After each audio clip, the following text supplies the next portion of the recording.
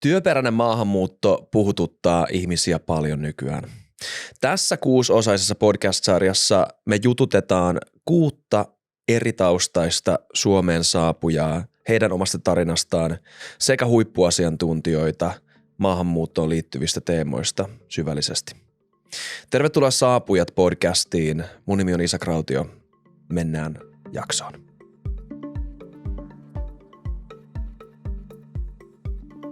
Tässä jaksossa mennään kuntatasolle. Meillä on asiantuntijavieraana Minna Karhunen, toimitusjohtaja Kuntaliitolla, jolta mä kysyin, miten suomalaiset kunnat ja kaupungit voivat hyötyä työperäisestä maahanmuutosta ja minkälaisia haasteita se mahdollisesti tuo mukanaan. Ovatko suomalaiset kunnat ja kaupungit siihen valmiita ja miten integraatio käytännössä toimii? Ennen Minnan haastattelua tervetuloa Filippiineiltä Diane Linnao, joka nykypäivänä on hoitajana Suomessa. Milloin sä oot tullut Suomeen alun perin? Mä tulin Suomeen vuonna 2022 kesän aikana. Mä tulin täällä Filippiineiltä, mutta työskentelin Saudi-Arabiassa melkein 9 vuotta hammashoitajana. Ja sitten tässä on hyvä ilma ja 4 vuoden aika. Sä oot ollut täällä 4 vuotta? Melkein 4 vuotta. Mä asun täällä Suomessa. Eli sä oot myös puhunut suomea ja opiskellut suomea ennen kuin me tulemme Suomeen, tarvitsemme harjoitella ja oppia. Okei. Cool. Sä oot oppinut tosi hyvin, by the way. Kiitos. Tosi hyvin. Mikä sai sut alun perin muuttamaan tänne? Minä mietin, että haluaisin kokeilla eri maahan ja sitten haluaisin katsoa myös, eli mun career move semmoinen. Ja myös sitten haluaisin nähdä lunta ja talvi. Joo. Minkälaista muuttaminen Suomeen oli? Oliko se helppoa, oliko se vaikeaa? Oi. No varmasti aluksi niin vaikea, koska teidän kieli on niin vaikea. Kuinka kauan sulla kesti, että sä opit ymmärtämään enemmän tai vähemmän? No se on pikkuhiljaa, mutta mä sanon, että puoli vuotta. Niin, koska se on vaikea, jos en ymmärrä, tarvitsen käyttää kääntäjää. Joo, ja kysyn mun työkaverilta. Mistä asioista sä tykkäsit, kun sä muutit Suomeen ensimmäisenä vuosina? Me tulemme täällä iso porukka. No, me yleensä juttelee ja kato metsää tai luontoa ja sienestetään. Okei. Joo. Nice. Aika kiva. Kyllä. Onko sulla ollut mitään haasteita, semmoisia hetkiä, jotka on saanut sut miettimään, että tämä oli aika vaikea päätös? Joo. On ollut? On ollut, kyllä. Koska, anteeksi kun mä sanon tämän. Sano suoraan. Elikkä joskus ihmiset ei ole niin lämmintä. No kaikilla on personal space semmoinen ja niin, eri kulttuuri. Joo. Kyllä. Filippiineillä ollaan enemmän lämpimiä. On. Puhutaan aina enemmän. kaveri on lähemmäs joku kaveri tai ihmiset puhuu koko ajan. Ja, joo. Mutta täällä on kaikki on hiljainen. Okei. Onko vaikeaa tutustua ystäviin, saada kavereita? Joo. Mulla on suomalaiset kaverit. On? Joo, mulla on Kiva. Mutta ehkä 2 vuoden jälkeen. Joo. Tuntuuko nyt paremmalta? On, Joo. koska he auttavat minua. Eli kun esimerkiksi mulla on ongelmia töissä tai elämässä, he auttavat minua to integrate semmoinen. Joo. Tuntuuko susta siltä, että sä oot integroitunut? Tai onko se vielä prosessi? Joo, se on prosessi. No, se on pikkuhiljaa. Mikä on koko vaikeita? ajan. Niin, vaikeita. No, vielä suomen kieltä. Suomen kieli, joo. Joo. Ja sitten, no lakki täällä ja no basically in general. Joo. Ymmärrän. Joo. Susta ei tarvitse tulla hiljaisempi. Joo. Se on ihan ok. Koska se on ihan kiva vaan. filipiniläiset on niin loud, Joo, ne niin kova ääniä ja nauroi kovasti. Mä olin risteilylaivalla Karibiassa muutama viikko sitten ja siellä oli paljon filippiinejä.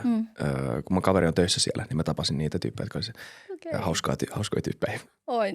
Ne on kaikki hauskoja. Ja ne on hyvin biljardissa, mä huomasin. Joka ikinen pelasi hyvin biljardia. Ihan kaikki. Sairaan hyvin. Itse asiassa kaikkien maailman paras bilispelaaja on Filippiina. Efraim Reyes. Anyway, jatketaan haastattelua.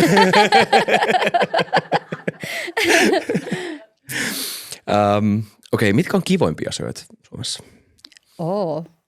No luonnossa meillä on ilmaista mustikoita ja mansikoita ja sienestä. Joo. No mutta täällä on niin hieno turvallisuus. Ja sitten en mä tarvitse katsoa, tarvitse koko ajan pelkaa. Joo, minä tunnen, että olen turvallinen täällä.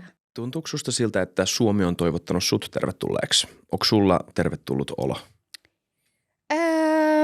Saat taas olla suora, jos haluat. No ensimmäisen työpaikalla. No kaikki on vähän eri tunteja. No ehkä he ovat hermostuneet myös ja tajaa niitä vaan, minkälaista ihmisiä minä olen semmoinen ja minkä kulttuuri mulla on. Ja jos mä ymmärrän suomea tai ei. Mutta he ovat niin tosi kaveri, koska they adjusted for me myöskin. Elikkä joo, minä tunnen se, että olen tervetuloa täällä. No semmoinen. Se on kiva. Joo. Mä oon onnellinen tuosta vastauksesta. Joillekin se on ollut, joilla mä oon puhunut täällä, se on ollut aluksi vaikeaa. On. Koska ei tiedä minkälaista, ei tiedä miksi ihmiset on hiljaisia. Ei ymmärrä, että vihaaks ne mua tai onko ne vaan ujoja tai onko tämä vaan eri kulttuuri. Ja se on ollut monelle vaikeaa. Joo. Joskus kun olin niin uusi täällä, eli joskus joku ihmisiä on ärsyttää, koska hän ei ymmärtä mitä mä puhuin tai minä tarkoitin tai jotain. No erityisesti kun he eivät ymmärtä englantia tai puhu englantia. No, se on vaikea. Missä sä oot töissä muuten? Kun mä tulin Suomessa, eli olin Rinekodit, kartanon haaka. Se on päivätoiminta kehitysvammaisten kanssa myös. Ja tällä hetkellä mä työskentelen Rinekodit, Kuusaari. Joo, myös se on asumispalvelu, ryhmäkoti. Kehitysvammaisen kanssa. Se on hienoa, tärkeää työtä. Joo. Tykkäätkö siitä? Tykäsin. Joo, se on tosi erilainen kuin olin Filippiineillä, Saudi-Arabiassa.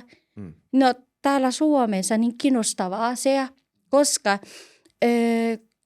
kun olin siellä päivätoiminnassa, eli minä oppinut tukkiviittomakieli. Ja sitten, se on tosi kiinnostava ja se on myöskin, minä mietin, se on challenging, mutta niin olen kiinnostaa. Kyllä, se on haastavaa. On. Sä sanoit, että tää oli sulle vähän semmoinen career move. Joo.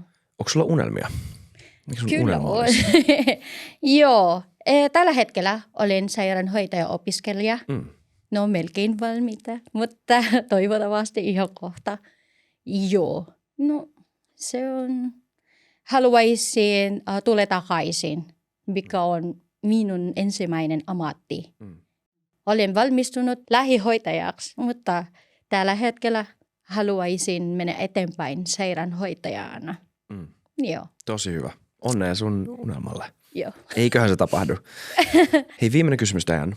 Jos sulla olisi mitään vinkkiä tai neuvoa suomalaisille, että miten voi olla, toivottaa esim. Sut paremmin tervetulleeksi silloin ekoina vuosina? No minun mielestäni, että once they respect me as I am, as a person, and what I believe in, and on what I can do, and I think that's more important. I cannot change them anymore. Like, I think just respect is the big role, and being like, and see you as a person. That's it. That's it. That's it. Mun mielestä toi on tosi hieno asenne. Tosi Joo. kunnioitettava asenne. Yeah. So I think, well, I gain friends. So I think, Se on tärkeää. yeah, Se on tosi tärkeää. I gain friends. So I think I'm welcome in my career and my work, how I contribute to the society, to the people who are not able to talk or who are not able to fight for themselves and to understand them deeper level. So I think, yeah. Diane, onko sulla mitään viimeisiä sanoja? Joo, haluaisin sanoa, että olen kiitollinen ensimmäisenä Jumala, koska olen täällä, koska hänet like make it possible. Hän tekee mahdollista. Ja myös, että I have this Bible verse in my life. That Jeremiah 29:11, the Lord says that I have plans for you, not to harm you, but to prosper you. And Isaiah 60:22, it's when the time is right, I, the Lord, will make it happen. So I'm here now, and I'm thankful to Finland to give us this opportunity. And I believe that everything is possible if I'm with God and the people who believed in me. So that's it. Thank you, Finland. Thank you. Mä oon aika innostunut tällä hetkellä, koska kun mulla oli mahdollisuus seurata tätä äskeistä haastattelua ja aivan ihana Diane. Eikö ollut? Eli voi mä niin toivon, että hän viihtyy Suomessa, jää Suomeen ja saa täältä ihania ystäviä ja toimisi esimerkkinä muillekin, että muutkin uskaltaisi tulla Suomeen. Joo. Mulla on tosi hyvä fiilis tuosta äskeisestä. Joo, siis ihan uniikki tyyppi. Mulla on ollut monta hienoa tyyppiä tuossa mun vastapäätä näissä haastatteluissa, itse asiassa jokainen, mutta Dianassa olikin jotain erilaista. Kyllä. Jotain poikkeuksellista. Joo, todella lämpö hänestä huokui ihanasti. Kyllä. Ja toivottavasti Suomi ei kylmetä häntä. Joo, toivottavasti ei. Toivottavasti hän ei muutu. Ja vaikutti siltä, että ei ole ainakaan muuttunut vielä. No ei. Mutta kunhan me suomalaiset vaan osattais ottaa heidät aidosti ja löytää myös heidän parhaat puolet, arvostaa niitä, mitkä on heille kulttuurisesti ominta ja oppii jotain siitä lämmöstä ja empatiasta ja ilosta ja tukea heitä sillä upealla seikkailulla, jossa he ovat. Se on niin hirveän iso muutos, että lähteä kotimaasta johonkin vieraaseen Suomeen lumen keskelle kauas pohjoiseen ihmisten luo, jotka ei puhu mitään eikä hymyile Joo, mun mielestä Diana sanoi tosi hyvin tuossa, että hän itsekin ajattelee niin, että kun hän tulee tänne, niin ei hän halua muuttaa sitä, kuka hän on. Eikä hän myöskään halua, että suomalaiset joutuu muuttamaan sitä, keitä he ovat. Niin eikö se ratkaisu tuommoisessa tilanteessa ole, että on utelias siitä toisesta ja oppii elämään sen toisen kanssa, oppii ymmärtämään sitä ja näkemään sen hyvät puolet. Ja hei, me suomalaisetkin ollaan ihan hirveän erilaisia. On meistäkin introvertteja ja ekstrovertteja ja hiljaisia ja kaiken maailman tyyppejä. Mä oon niin ekstrovertti, että musta on kiva, että ne tulee enemmän ekstrovertteja, enemmän tyyppejä, kelle puhua. Niin. Säkin alat tuntee Suomessa olos kotosaksi. Kyllä, vihdoin. No ei, totta kai oma aina tuntunut. Hei, mutta Minna, sulla on myös aika tärkeä duuni, niin kuin Dianalla. Mitä sä teet? No mä oon siis Kuntaliiton toimitusjohtaja. Suomen Kuntaliitto edustaa kaikkia Suomen kuntia ja kaupunkeja ja auttaa kaupunkeja ja kuntia menestymään tehtävässään. Ja yksi iso tehtävähän on nyt uutena tullut kunnille tuossa viime vuoden alussa kotouttamisen ja kotoutumisen tukeminen, ihan siihen liittyvät palvelut ja sitten tietysti TE-palvelut. Ja sitten kunnilla on tietysti koko koulutuspolku sinne toiselle asteelle saakka. Myös ammattikorkeakoulut on kuntataustaisia suurelta osin ihan sieltä varhaiskasvatuksesta. Eli kunnilla on tosi iso rooli tässä Suomeen uusien ihmisten saamiseksi ja täällä viihtymiseksi. Ja se on myös syy, miksi me on lähdetty alun perin tähän kampanjaan, koska me nähdään, että meidän täytyy onnistua tässä. Ja mä näen, että mulla on mahdollisuus vaikuttaa. Mulla on tosi paljon paikkoja, missä mä voin hoksauttaa kuntia, saada kunnat innostumaan, hakea ratkaisuja niihin ongelmiin, mitä kunnilla on tässä työssä. Ja sitten samalla myös itse henkilökohtaisesti vaikuttaa siihen, että me osataan ottaa oikealla tavalla kaikki se potentiaali, joka uusissa suomalaisissa on, niin käyttöön. Joo, se on kyllä monella tavalla aika ratkaiseva asia Suomen kannalta, kyllä. Sitä ei voi vähätellä sen työn merkitystä, ei todellakaan. Mitä kuntien kotouttamispalveluihin kuuluu esimerkiksi? Miten te teette tätä? No meillä on tietysti maahanmuuttajat, Suomeen tulevat uudet ihmisethän on hirveän erilaisia. Eli ei ole vain yhdenlaista polkua. Ja ehkä vähiten kunnan kotoutumispalveluja tarvitsee sellaiset, jotka tulee tänne suoraan töihin. Meillähän tosi iso osa ihmisistä on koulutettuja, korkea-asteen käyneitä ja tutkijoita ja professoreja ja lääkäreitä ja monenlaisia, jotka tulee siis tänne töihin. Ja heille me tietysti tuotetaan ne ihan samat palvelut kuin kelle tahansa Suomessa asuvassa. Kunta on ihmisen koti ja se on myös maahanmuuttajan koti. Ja siitähän se sanakin tulee, että kotoudutaan Suomeen.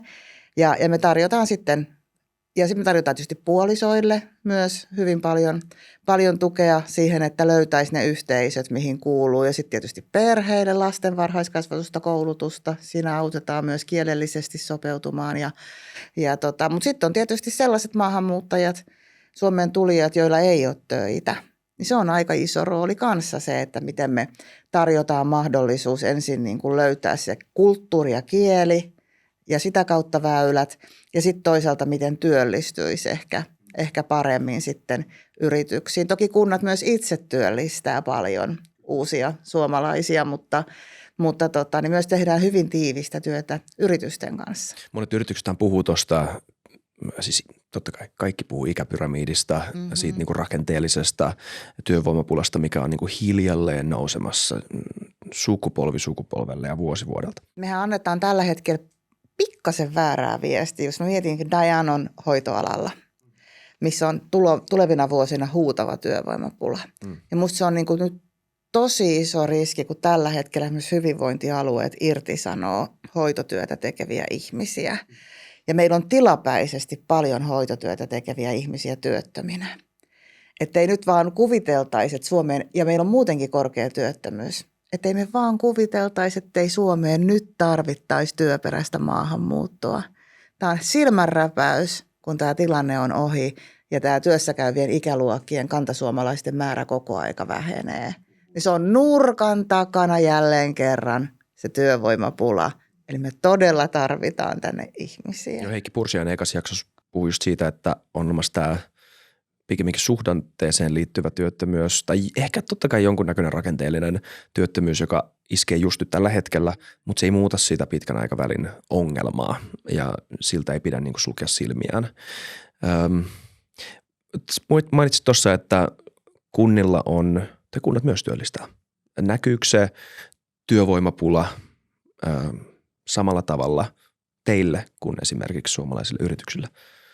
Kyllä se näkyy. Et lukuun ottamatta nyt hyvinvointialueita, jossa on tosiaan tällä hetkellä taloudellisista syistä. Hoidon tarvehan ei ole vähentynyt mihinkään, vaan nyt on kysynyt taloudellisista resursseista. Mutta kunnissahan me tarvitaan koko ajan myös työvoimaa. Kuntatyönantajat, niin isoin pulahan on esimerkiksi varhaiskasvatuksessa, lastentarhan opettajista ja tietysti peruskoulun opettajista, mutta meillä on myös teknisellä toimialalla todella suuri työvoimapula. Eli meiltä puuttuu insinöörejä ja maanmittareita ja ihan kohta kunnat tarvitsee myös rakennusalalle lisää, jos asuntorakentaminen lähtee liikkeelle. Sen lisäksi tällä hetkellä kunnat investoi paljon. Eli kyllä me tarvitaan ihan laidasta laitaan työvoimaa myös kuntatyönantajiin. Mitkä on semmoisia ne yleisimmät esteet ehkä kuntatasolla, joihin ulkomaiset saapuvat ihmiset kohtaa? No kuntatyönantajien näkökulmasta hyvin usein tulee kelpoisuudet. Ja meidän iso ongelma on se, että meillä on aika raskas tutkintojen hyväksymisprosessi, muualla suoritettujen tutkintojen, ja meidän pitäisi saada tähän joustavuutta. Se on itse asiassa tavoite, joka meidän pitäisi koko Euroopassa löytää yhdenmukaiset, helpot, aika niin kuin sujuvat tavat todentaa tutkinnot tai hankkia täydennyskoulutusta. Et Suomessa on aika paljon raskaampi kuin esimerkiksi Saksassa. Suomessa saattaa joutua opiskelemaan koko vanhan tutkintonsa uudelleen, kun taas Saksassa löytyy sellaisia tapoja, millä tavoin pystyy niin kuin nopeasti päivittämään sen kansallisen tarpeen siihen tutkinnon päälle. Eli tässä niin kuin välillä tulee semmoinen olo, että meillä ei ihan ole aina haluukaan helpottaa tätä. Et mun mielestä aika monet asiat on kiinni tahdosta. Eikö se sanota, että there where is a will, there is a way. Eli pitää pystyä niin kuin oikeasti lähteä ratkaisukeskeisesti näitä miettimään. Toinen on kielitaito. Ja me niin kuin kuvitellaan, että ihmiset vois oppia kielen ensin ja sitten tulla töihin. Mutta kun työ on paras keino oppia kieltä, meidän on pakko hyväksyä se, että jos me halutaan hoivaa, hoitoa, opetusta, niin siinä joudutaan me itsekin, koska meillä on aika hyvä kielitaito kuitenkin koulussa kaikissa suomalaisilla, niin meidän pitää myös olla joustavia omassa kommunikaatiossa. Eli ei se tarkoita sitä, että Suomi muuttuu englanninkieliseksi yhteiskunnaksi välttämättä, vaan se, että siellä opitaan kaikkein parhaiten. Ja nämä on asioita, jotka ei päde siis pelkästään kuntiin, vaan me kunnissa tietysti, koska meillä on myös yrityspalvelut, me ollaan vastuussa työllistymisestä myös avoimelle sektorille. Niin nämä on asioita, joita me ei tehdä vain kuntien takia, vaan me tehdään ihan koko suomalaisen yhteiskunnan takia. Nämä on ne suurimmat esteet. Tutkintojen todentaminen ja kelpoisuuksien joustava hyödyntäminen ja sitten kielitaito. Joo. Se kielitaito on outo catch-22 siis. Suomeen, jos haluaa tulla työperäisesti, pitäisi olla työ. No miten sä saat sen työn? Sillä, että sulla on suomen kielen taito. Mistä sä saat sen suomen kielen taidon, jos sä et ole Suomessa, eikä sulla ole suomalaista työpaikkaa? Mistä sä edes keksisit panostaa siihen kieleen ja päästä sille tasolle, jossa sulla olisi pääsy molempiin näihin, ennen kuin sulla on varmuutta siitä, että tämä on se sun polku, joka on sulle avoin. Tämä on, mä tiedän mitä mä itse tekisin tässä tilanteessa. Se ei niin kuin vaikuta siltä, että mulla on oikein mitään väylää, jos se tilanne on tällainen. Dianehan sanoi tuossa äsken, että hän opetteli 7 kuukautta suomea ennen kuin hän tuli tänne. Ja se on aika poikkeuksellinen mahdollisuus. Joo. Kaikilla tätä mahdollisuutta ei ole. Meillähän on myös tullut kolmansista maista opiskelijoita Suomeen. Eli meillähän tulee esimerkiksi toiselle asteelle. Finest Futurehan on tuonut toiselle asteelle opiskelijoita, jotka on ensin opiskellut suomen kieltä siellä. Mutta kyllä meidän pitää tässä mennä joustavampaa väylää kohti.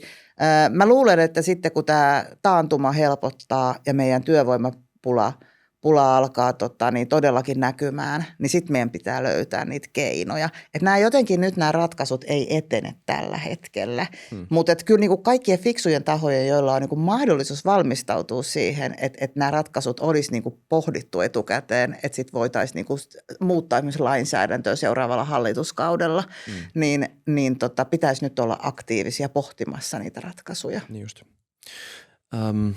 Yksi kriittinen kysymys voisi olla se, että me ollaan tässä jaksossa puhuttu 2 tyyppiä on maininnut tämän luvun. Jos katsoo tätä väestöpyramidia, niin se on 40 000 ihmistä, joiden pitäisi tulla vuosittain Suomeen, että se ikään kuin tasoittuisi.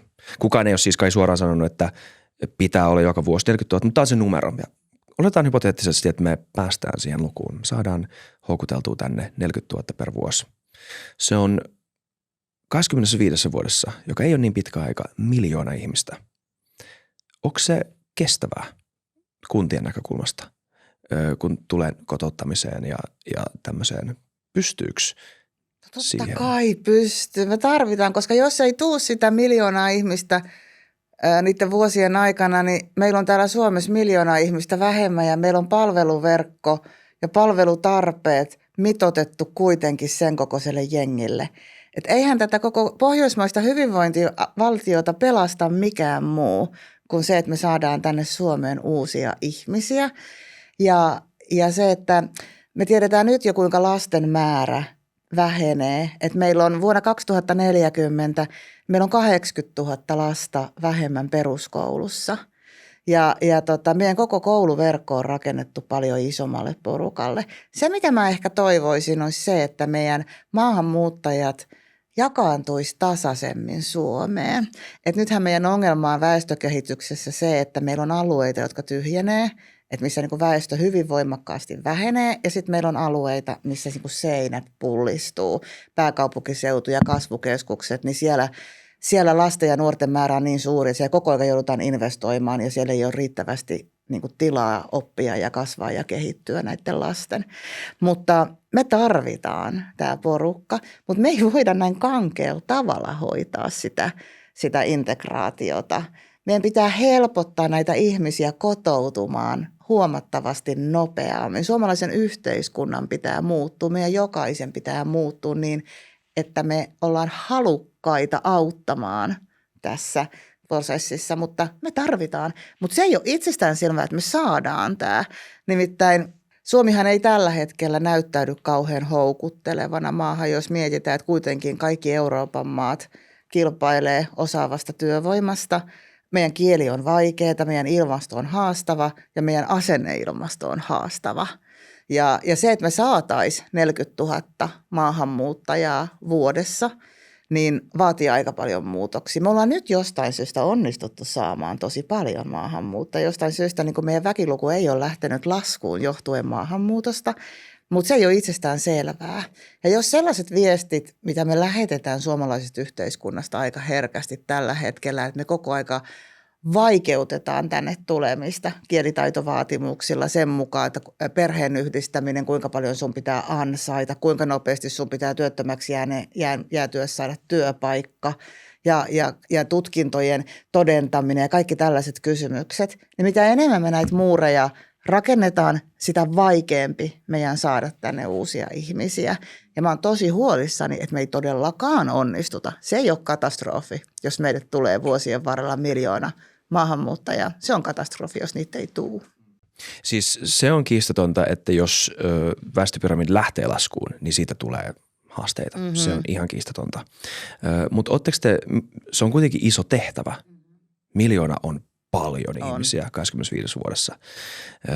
Riippuu minne ne sijoitetaan. Voi kuvitella pienen kaupungin jossain suomalaisessa kunnassa, joka on jo kuihtumassa pois, rehellisesti sanottuna. Yhtäkkiä siellä on puolet kansalaisista, jotka ei ole syntynyt Suomessa esimerkiksi. Niin miten te olette valmistautunut? Onko mitään niin kuin esimerkkejä tai miten te olette valmistautunut sellaisiin haasteisiin, joita vielä tänä päivänä ei näy Suomessa? Mehän ei edes vielä nähdä niitä kaikkia ratkaisuja, koska luojan kiitos, maailma muuttuu koko aika.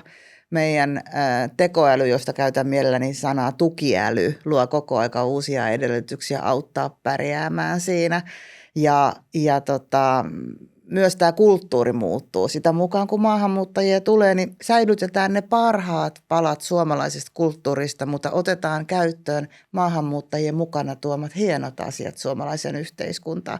Siinä vaiheessa, kun 25 vuotta on kulunut, niin meillä on aika paljon toisen ja kolmannen sukupolven maahanmuuttajia jo tuottamassa näitä palveluita ja he osaavat silloin luoda näitä palveluita. Musta se on ihana jo tänä päivänä. Meillä on paljon kotoutumispalveluissa jo maahanmuuttajia mukana. Sanotaan nyt vaikka, että ukrainalaisten apuna työskentelee kuntien näissä TE-palveluissa paljon ukrainalaisia, jotka osaa auttaa.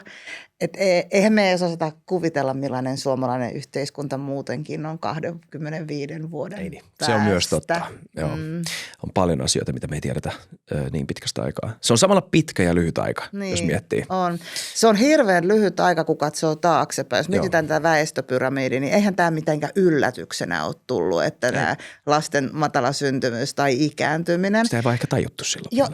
Ja hei, on se jopa tajuttukin, mutta me ei ole osattu reagoida tähän. Suomalaiset on hirveän hyviä reagoimaan kriiseihin. Silloin kun meille tuli niin kuin laajamittaisen maahanmuuton myötä 2015 rajon yli tuli ihan niin kuin tajuttomasti maahanmuuttajia, niin me hoidettiin aivan tosi hienosti se prosessi. Mä olin silloin aluehallintovirastossa ylijohtajana ja me oltiin sitten niitä mukana vastaanottamassa ja me oltiin äärimmäisen hyviä. Mutta me ollaan niin kuin 90-luvulta ja ehkä jopa jo 60-70-luvulta tiedetty, että tämmöinen tulee tapahtumaan. 90-luvulta luin jotain artikkeleja, missä puhuttiin siitä, että kuinka paljon suomalaisten kuntien ja kaikkien niin kuin työelämän pitää muuttua, koska meidän työikäisen väestön määrä vähenee. Ja me ollaan edelleen puhutaan, että meidän pitää muuttua, koska työikäisen väestön määrä vähenee. Eikä me olla kuitenkaan muututtu riittävästi. Me ollaan tiedetty, että tämä ei tämä ole ylläri. No, niin ehkä se olisi jollain tavalla voinut aloittaa aikaisemmin tai miettii mitä toisia ratkaisuja. Siinä voi olla, ihmiset puhuu teknologiasta, että totta kai sekin voi nostaa tuottavuutta. Onhan se jollain tavalla niin kuin myös vähän dystooppinen tulevaisuus, missä robotit pitää huolta vanhuksista, mutta hei, ehkä sekin on jonkunnäköinen ratkaisu. Mutta joo, on paljon asioita, mistä me ei tiedetä Orwell kirjoitti 80-luvulla jo sen kirjansa tästä tulevaisuudesta ja eihän meillä edelleenkään. Silloin jo ennustettiin, että robotit kulkee ja hoitaa asiat täällä. Ne ei täällä nyt hirveästi. Robotiikka on meidän hyötynä ja apuna. Mutta kyllä ihmiset tätä maata hallitsee vielä 25 ja 50 vuodenkin päästä. Toivotaan. Mitä yllättäviä tahoja on kunnissa, jotka viranomaiset muun muassa tämmöiset, niin kuin, jotka kuuluu tähän integraatioprosessiin? Siitä just, että saadaan se paras mahdollinen irti. Joka ikinen kunnassa työskentelevä kuuluu tähän prosessiin. Siinä vaiheessa, kun sä tuut Suomeen ja tietysti meet niihin varsinaisiin kotoutumispalveluihin, niin on niin kuin erilaiset international houseit, jotka auttaa yrityksiä löytämään työntekijöitä ja on koulutuspalvelut.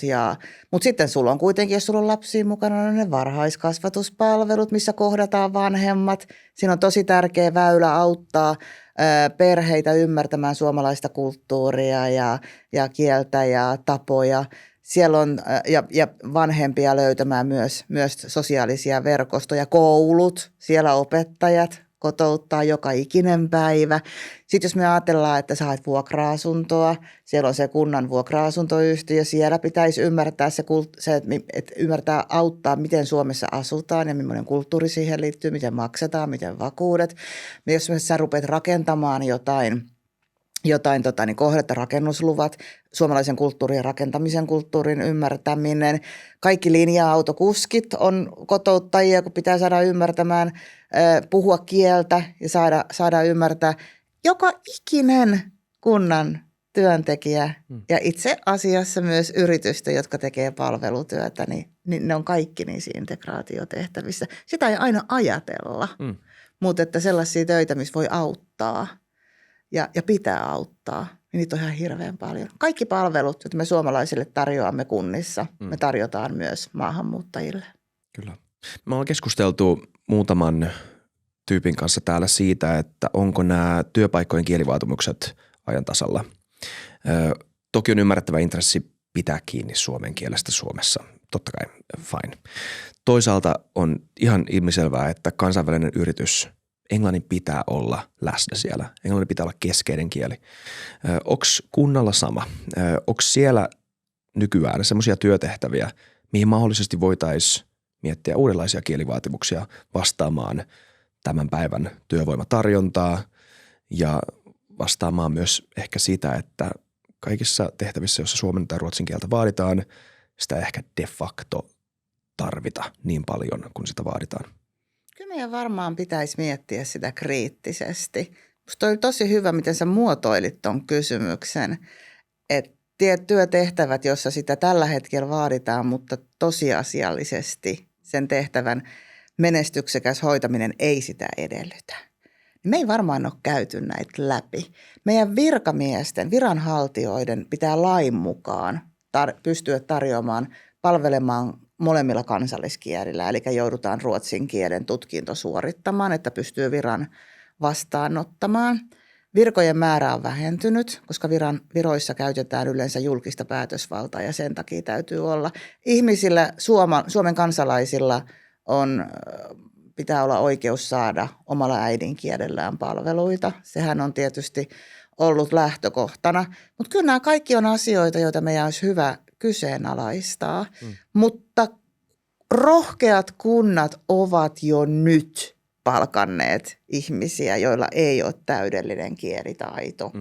Eli kyllä mitä korkeampi koulutus tarvitaan, niin sitä enemmän on kielitaitovaatimuksia. Ja siihen liittyy myös sit aika paljon se, että myös se koulutustyö myös se tuo semmoisen pätevyyden myös ymmärtää niitä esimerkiksi juridiikkaa ja että on tehtäviä, joihin ehkä ei voi ilman suomalaista koulutusta lähteä kunnassa. Kunnat kuitenkin tuottaa peruspalvelut ja tietyt perusoikeudet pitää toteutua. Mutta kyllä meidän pitäisi tämä kyseenalaistaa. Musta oli hyvä pointti. Mä lupaan haastaa kuntasektoria tässä. Okei, no kiva. Onko mitään sellaisia erityisiä työtehtäviä, johon kunnat tarvitsee tällä hetkellä? Toivotteko te jotain erityisenlaisia tyyppejä? Me toivotaan kaikenlaisia tyyppejä. Me toivotaan ennen kaikkea ihmisiä, jotka ovat halukkaita oppimaan. Ja tulee tänne niin kuin silleen, että niillä on into ottaa selvää, into oppia uutta, into opettaa meitä. Kyky kestää se, että me ei osata ihan suomalaisetkaan oikealla tavalla. Ja mä uskon, että tällaisilla ihmisillä on työmahdollisuuksia Suomessa, myös kunnissa, monissa ammateissa. Ja mä niin toivon, että me nähdään tulevina vuosina entistä useammissa ammateissa muunkin maalaisia kuin suomalaisia. Sä oot monta kertaa maininnut sen, että tämä on kilpailu ja se on totta kai totta. Meidän pitää muistaa se, että kyse ei ole päästämisestä, vaan houkuttelemisesta. Tai ehkä joku voisi sanoa, että kyse on molemmista, mutta siis kyse on myös houkuttelusta. Se on kilpailu. Miten kunnat itse voi vaikuttaa siihen, että Suomi vaikuttaisi houkuttelevammalta? Suomihan on maa, jolla on tosi hyvä maine ulkomailla kansainvälisesti, mutta se on eri asia kuin että haluaisiko muuttaa oman elämänsä tänne. Kun me joudutaan muokkaamaan kuntien palveluita, ottamaan huomioon uudet Suomessa asuvat ihmiset, niin me ei nähtäisi sitä rasitteena, vaan me nähtäisi sen mahdollisuutena. Me kuullaan on totta se, että koululuokka, jossa on 8 eri kieltä puhuvia lapsia, niin onhan se haastava. Mutta me ei vaan ruikutettaisi, kuinka paljon se maksaa tai miten vaikeat se on, vaan me löydettäisiin enemmän keinoja tukea niitä opettajia, niitä kasvattajia ja nähtäisiin se hienona asiana ja rikkautena. Että me ei puhuttaisi niin paljon pelkästään kustannuksista ja vaivallisuudesta, vaan siitä, mitä hienoa se tuo meille. Mä näen, että tosi monet asiat on muutettavissa helpotettavissa, kun meidän asenne on oikea.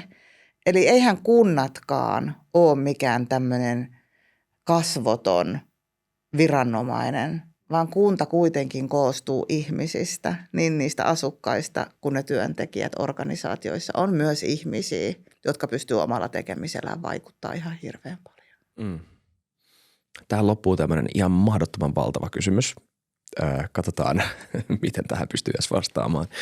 Mutta onko sulla mitään sellaista kehystä, kehitelmää siitä, että minkälainen olisi sun mielestä toimiva maahanmuuttomalli Suomeen? Ihan mahdottoman iso kysymys, mutta edes jotain palasia siitä olisi kiinnostavaa kuulla. Yhtä mallia ei voi olla, koska maahanmuuttajat on tosi erilaisia. Toiset tulee tänne töihin, toiset tulee rakentaa unelmaansa, toiset tulee tänne hädässä, pakoon ja muuta.